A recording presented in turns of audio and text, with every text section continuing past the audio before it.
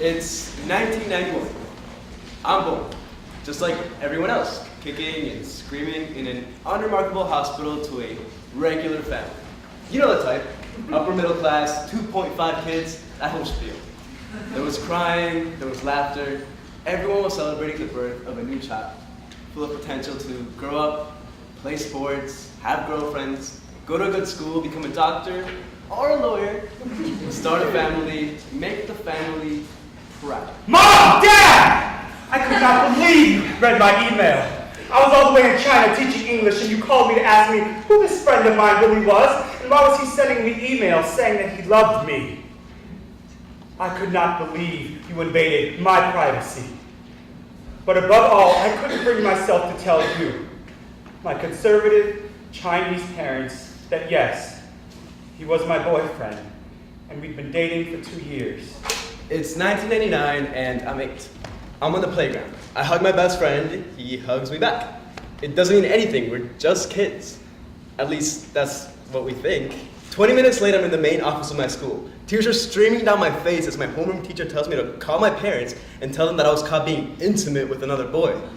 My parents lecture me, tell me that there are some things that boys don't do with other boys. I tell them I won't ever do it again.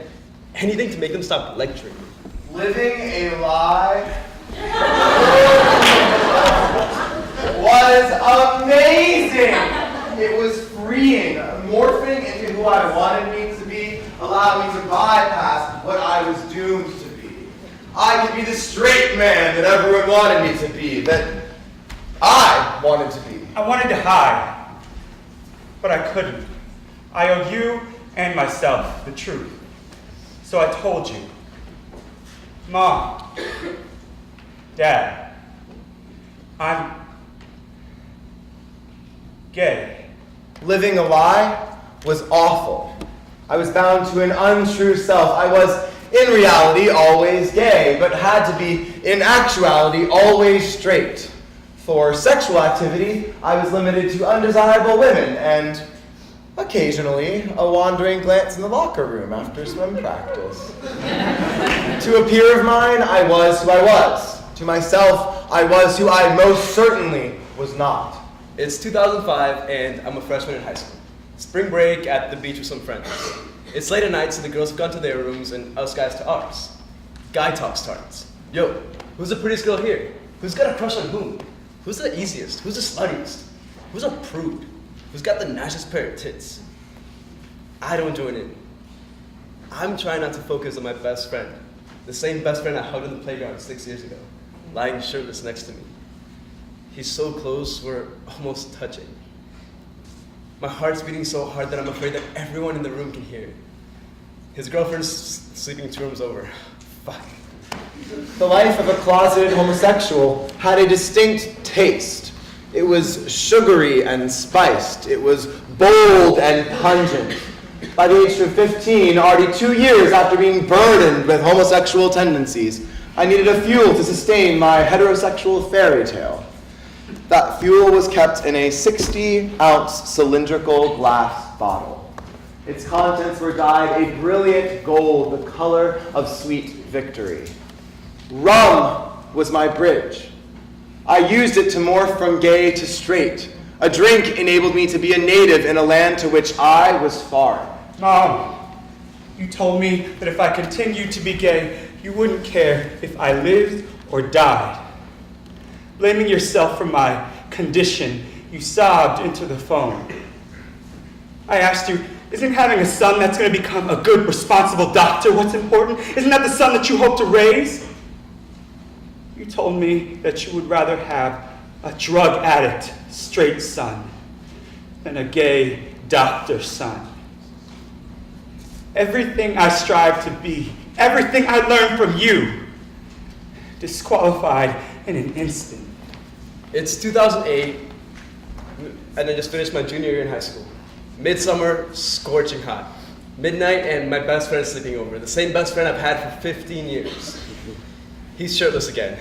Why does he always do that?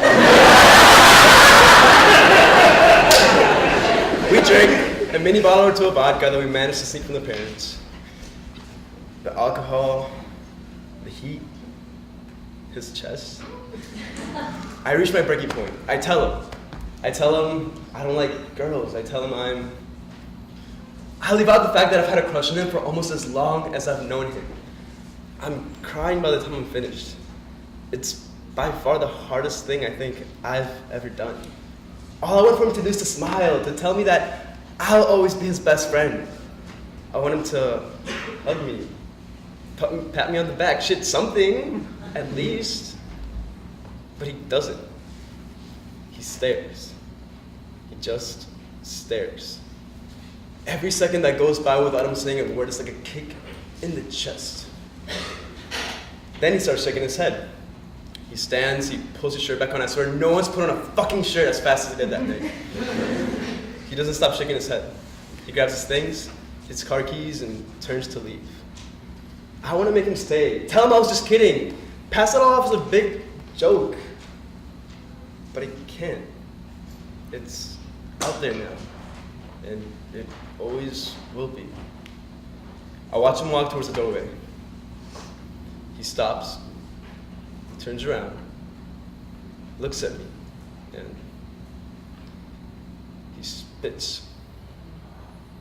He actually spits at me. Fuck. People actually do that? My consumption started as a weekend habit. I used alcohol to ensure frequent sexual encounters with women. My intoxication and charm ensured that I be known as a heterosexual deviant and nothing else. This title was foul, but much more desirable than what nature dictated my title should be. On weeknights in high school, I'd act just like any other student. I did my writing, I did my chemistry, I did my economics. But I was harboring a single dreadful secret. So, I did my writing drunk. I did my chemistry drunk. I did my economics drunk. 8 ounces and 15 minutes later, I could have sworn I was straight. The despair of being a homosexual teen had diminished to nothing, an intricate problem cleansed with a simple wash. But in the morning, the struggle still stood. Alcohol had transformed from a means to have sex with women and mask my homosexuality in public. It was now a fluid form of evil. I needed to mask my homosexuality in private. I needed to hide from myself. Don't you ever tell me you were born this way! You said to me, Dad, that implies that I made you this way, that my genes are faulty!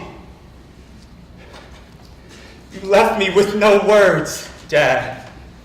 Because I can't say that I chose this path either. How easy it would have been to live in shelter. But superficial solutions only reduced pain and lessened confusion for so long. The most trying step was yet to come. Coming home from Beijing and seeing you both for the first time, I didn't know what to expect. Would you speak to me? Would you even look at me? We fought that first night. But the next day, you took me shopping. Slowly, things started to return to normal.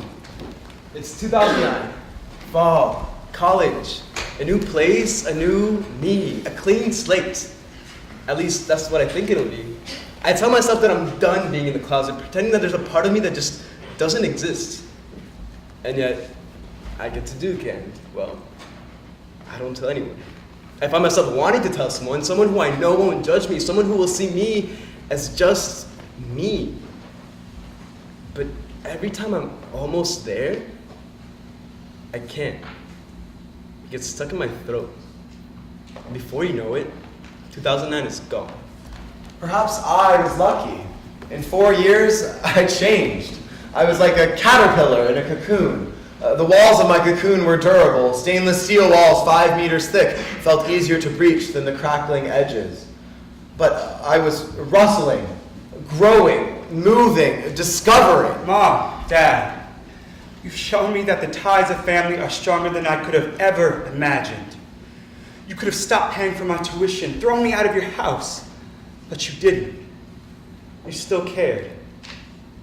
I thought that I would have to give up on family one day, thinking that they could never understand me. Now I realize that family is worth fighting for.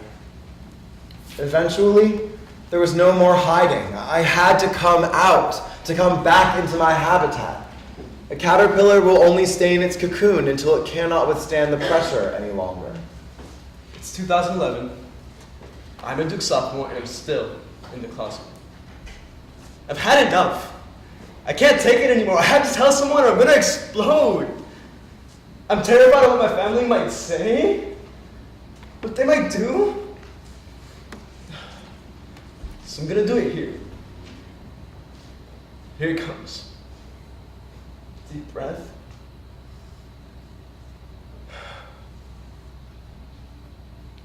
I'm gay. I'm gay. I'm gay. I'm gay. I'm gay! There. I said it. I'm gay. You told me that you can't accept this part of me, but that I'm still your son. For now, that means more to me than you can ever imagine. I remember not being able to see myself at all. I see myself clearly now. I know and love who I am.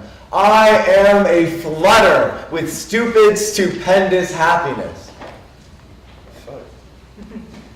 You know? That felt really good.